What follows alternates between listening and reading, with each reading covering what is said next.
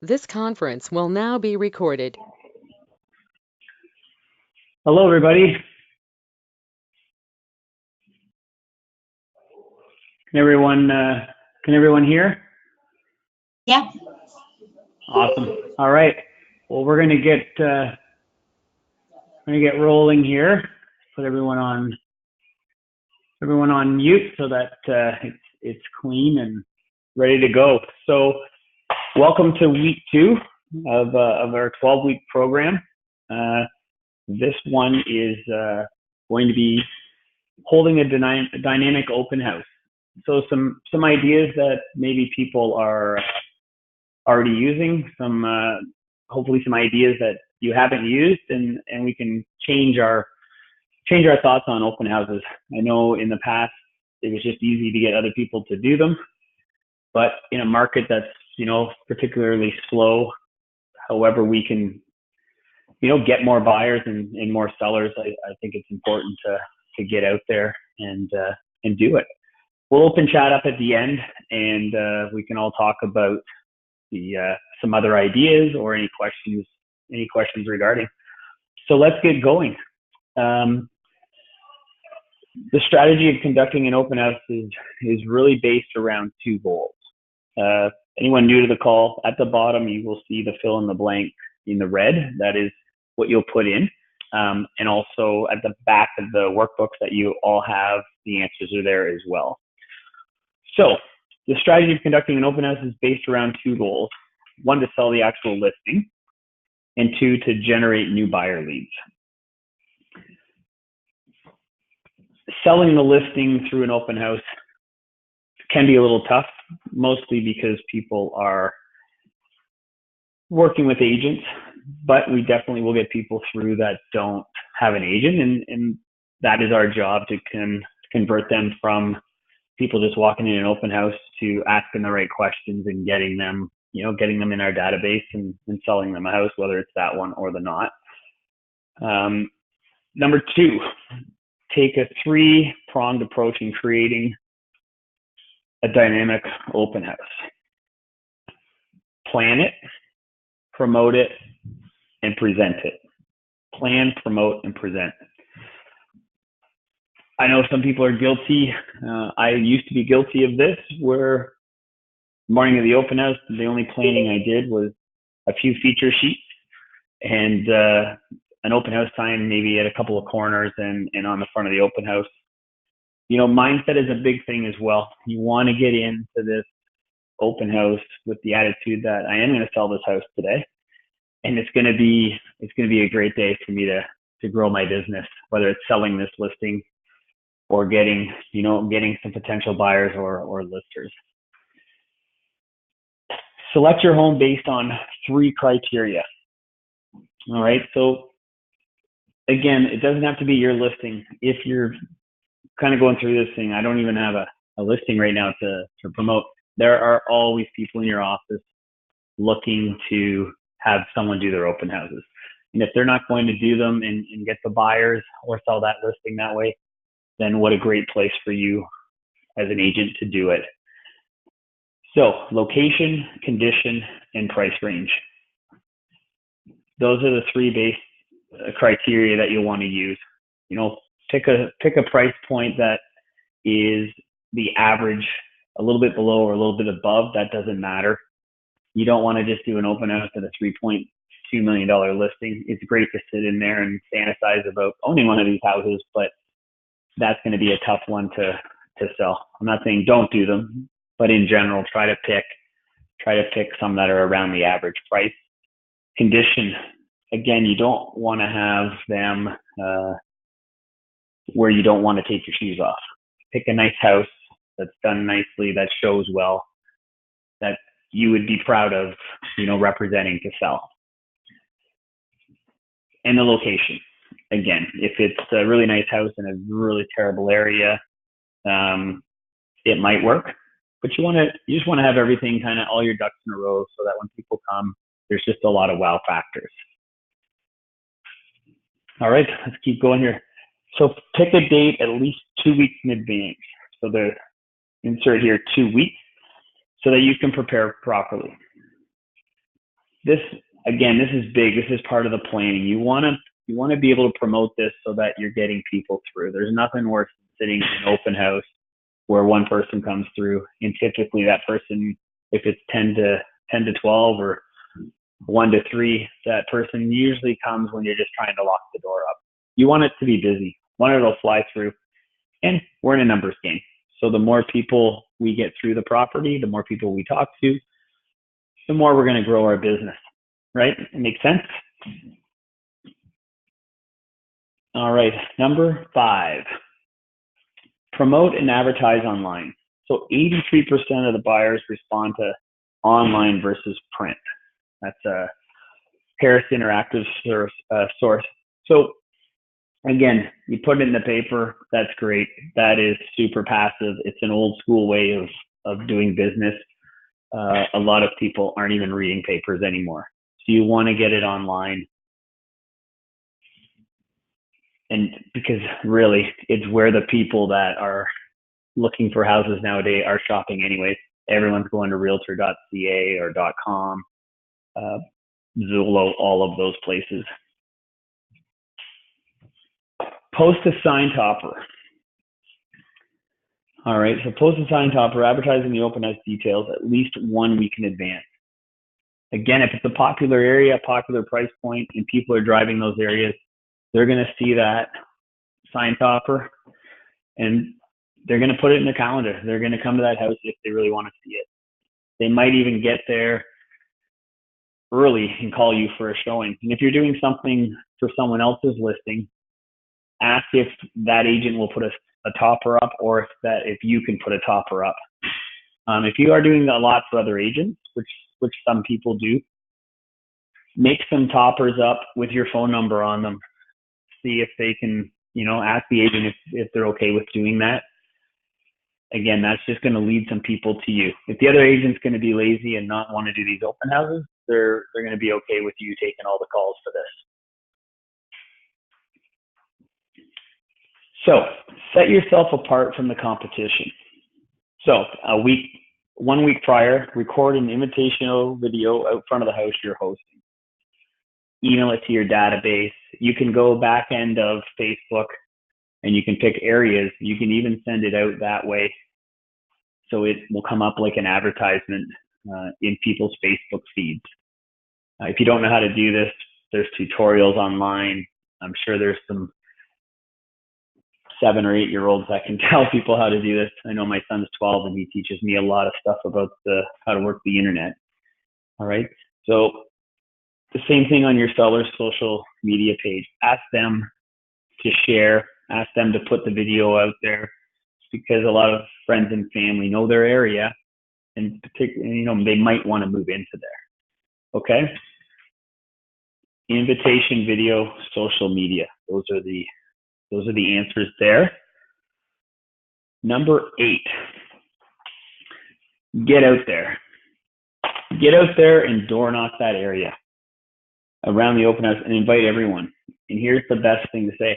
Having an open house on the weekend, bring a friend. When we list houses and we door knock the area to tell them about our great new listing, the same idea with the open house.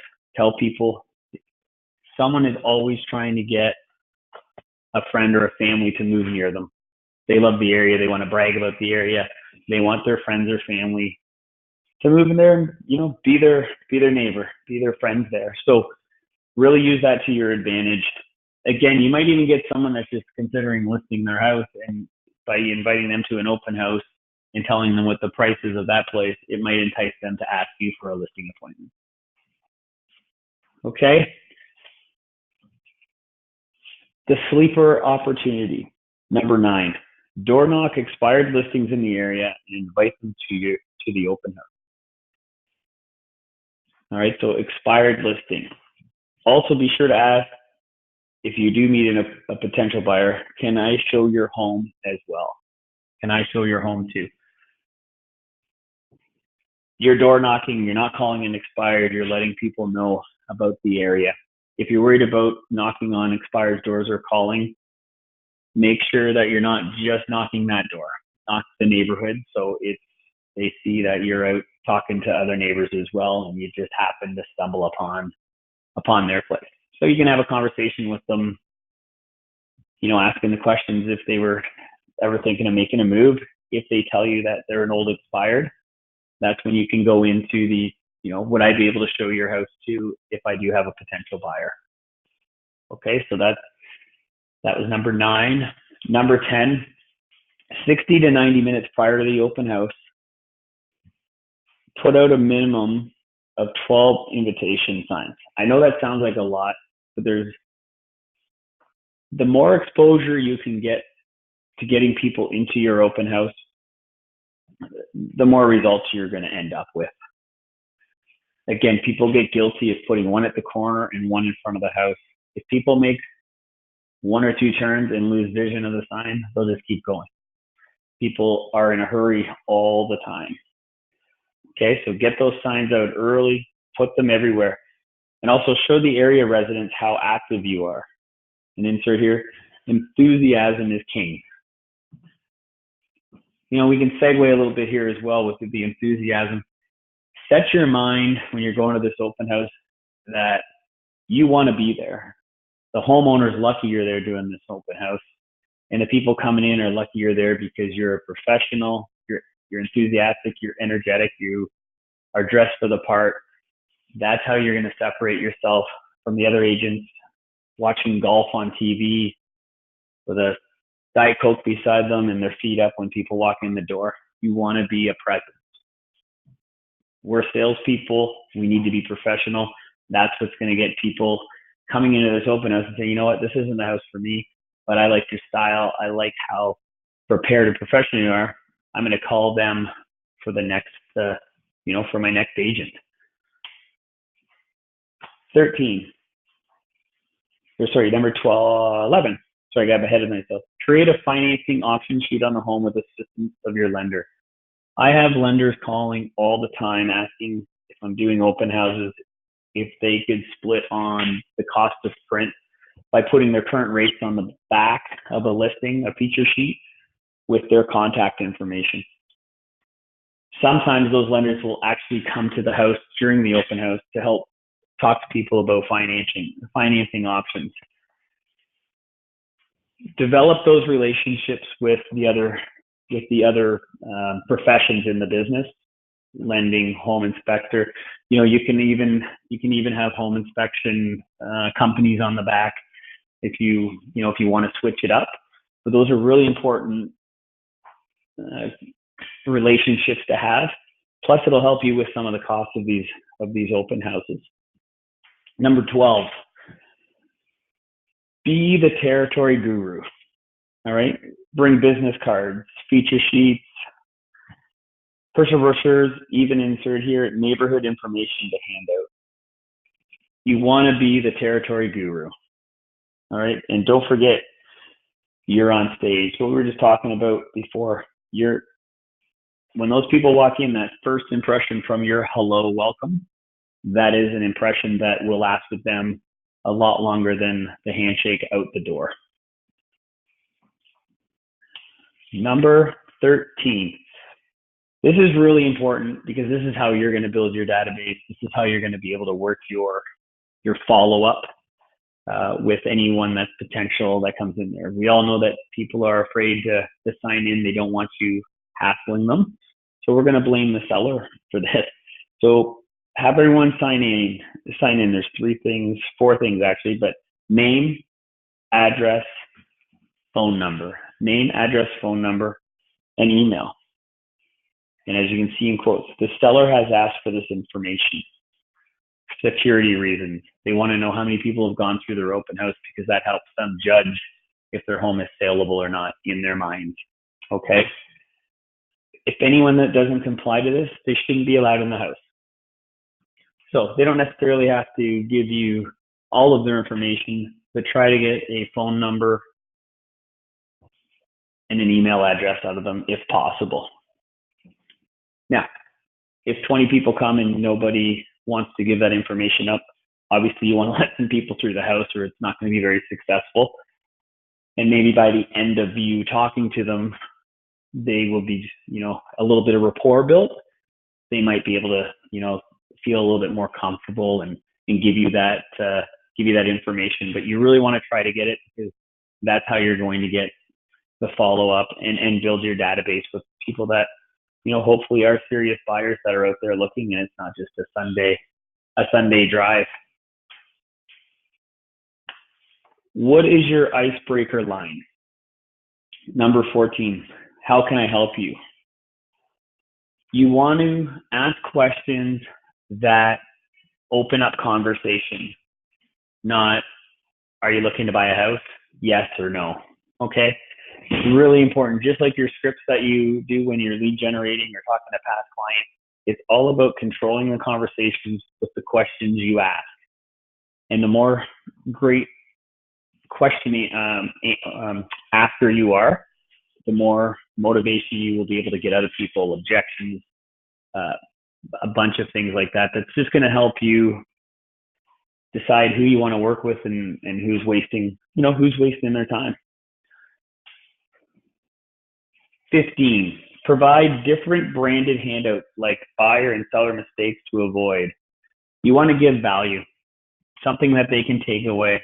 Things like, if it's springtime, you can hand out flyers with your branded name, and on the back is some, spring tips, making sure your yeast troughs are cleaned out, changing the furnace filter, having a professional come in and do a clean on your furnace. Little tips that when people take away, it's something they'll read, but you're branded on there. That is something that they see with your name, your logo, and it's just one more thing that will remind them that you are in the business. Show that extra added value you provide. 16. The missing link here is bring a Google map of all the homes for sale in the area. We know that potentially 9 out of 10 people that come to an open house, the house may not be the house for them. It very, very well could be 10 out of 10. So why not show them what else is in the area? As a professional, you can offer your services to them to say, listen, this may not be the house for you, and that's great. Why don't I show you some other properties that are available out there? What is the best time for you to look at this place? Later today at 4, or I can meet you tomorrow at 6:30. But be proactive here. The worst thing you can do is have a bunch of people come in an open house and do nothing. Let them walk through the house, say thanks for coming in, and out they go. Because the next open house they go to, that agent might be asking those questions. So be the agent that gets these people to buy a house with them. And remember, if someone's buying a house, there's a good chance they're selling their house as well. So getting a couple of ends just by asking some questions I think that's a pretty great return. Number 17, follow up all leads the same day as the open house. If you let it go a day or two, you will not follow up. It's just human habit to say they won't remember me, or obviously they weren't that interested, they never called. Be active. This is the key word in real estate, is being active. Being active shows that you are great with attention to detail, right? Follow those leads up. If anything, it reminds them they met you that day. It shows you're professional and you took the time to make that call to see if there was any interest in that house, or if any other houses that were out there would be of interest for them to see. Or maybe it's even booking that free market evaluation with them to give them an idea of what their home is worth, so that if they do decide to move, they have that information available to them. 18, give immediate feedback to your seller after you follow up. Don't candy coat. That is the worst thing we can do as agents, because if we do need to make a change in the house because we're getting the same feedback, or if it's something like for the price, we just were hoping for a little bit more square footage. There really isn't much you can do about that except a price reduction. This is the fuel that helps you get these homes sold. The honest truth with people, I always say, I'm going to tell you what you need to hear, not what you want to hear, because what you want to hear may not get the job done. And that is definitely something I don't want to happen. Truth is always your best asset. They're tough conversations, but that's your job. You're professional, and that's why they've hired you, is to tell them the truth so that at the end of the day, you're getting their home sold.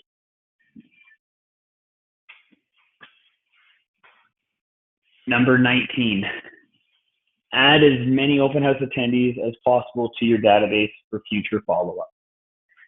If you had great conversations with these people and they were someone that showed a little bit of interest, in the conversation with you, these are people that you can contact on your every 90-day lead follow-up system and get referrals from them. They may not be moving, but they might have friends or family, as you know, that might be moving. And by asking these questions, you very well could get some referrals out of it.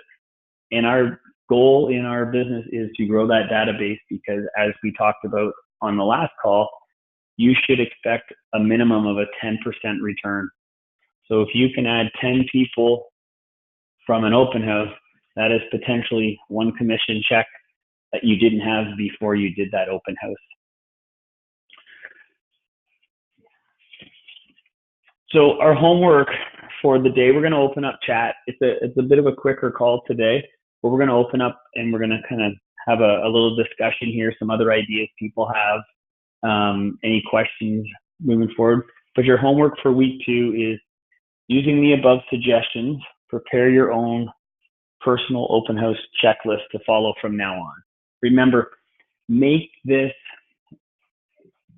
open houses worth people coming to, but also worth your time. If you're just going to a 2-hour open house, opening a book and reading, and not having the conversations, the sales talk with people that are coming through, either get someone else to do your open houses or just don't do them, right? Like, make it so that you're going to see a return for your time. And the more you put into it, the more you're impressing your sellers and then any potential buyers or sellers that do come in that house. Number 2, pick one open house to do in the next 2 weeks, and be sure to do your door knocking as part of the exercise. It's a numbers game. We need to talk to as many people as possible to grow the business. So use that door knocking for the open house.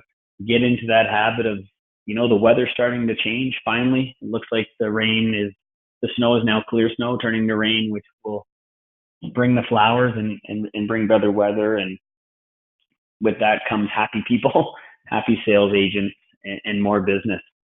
And number 3, establish a daily minimum number of contacts for lead generation of 10 contacts per day, 50 a week. Don't let yourself go below this number. Numbers game. They can be door knocks, they can be cold calls, they could be database, whatever, for sale by owners, old expireds, new expireds. In Canada, we're not allowed to do that. So door knock the area, knock on their door. This is how we're going to grow your business. And it's a super important part of building your business. One idea that you could have is, I had an open house on a new build that I couldn't sell years ago, probably about 3 or 4 years ago, where we actually hired a band. And before the open house for the public, we had an agent open house that morning. There was a band there. We had some wine, vegetable trays, fruit trays, meat and cheese, and we've just made it more inviting to get people out. And then when the public came, we put the wine in that away, but we still had a band there, and there was a good vibe. And people were like, "This is a really neat idea." So try to separate yourself from your competition. most people aren't putting in a huge effort into their open houses, and this will definitely separate a great agent from an agent that's just, just spinning their wheels, wondering why they're not selling anything. So let's open up communication here, or the chat, and we'll see what we can get out of this. All right, we're open. Does anyone have any questions or comments?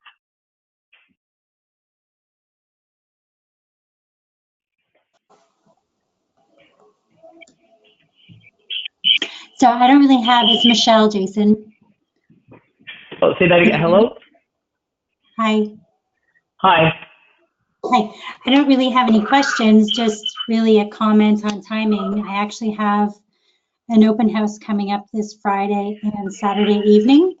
So again, just a comment on how helpful this is, because I am that agent currently that, or I was that agent that, had the 3 or 4 signs, bought some lovely snacks and water, and just kind of hung out. So Right. I am excited to do something different, and I'll let you know how I.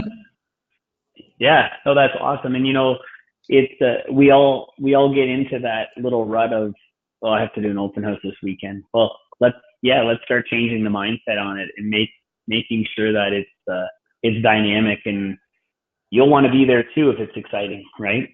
For sure. So, yeah. Yeah. So thank you. Anyways, the timing's perfect for this for me. Awesome. Perfect.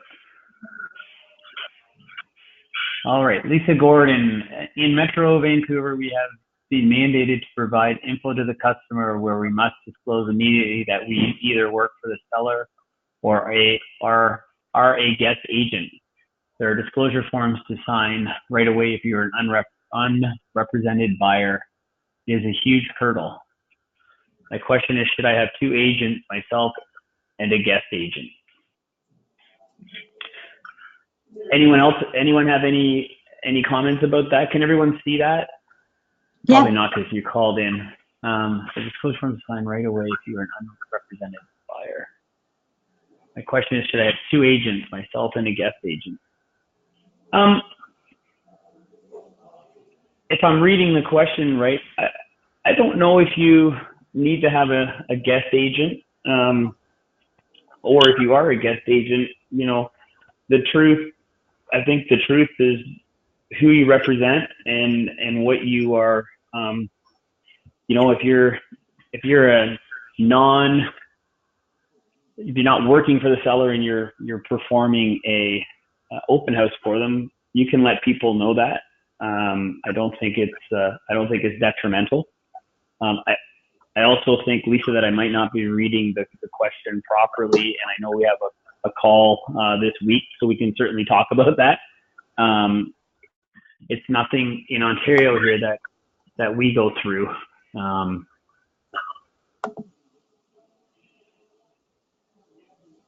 So Lisa, let's talk about that on our call. Anyone else with any questions, comments, ideas for holding an open house?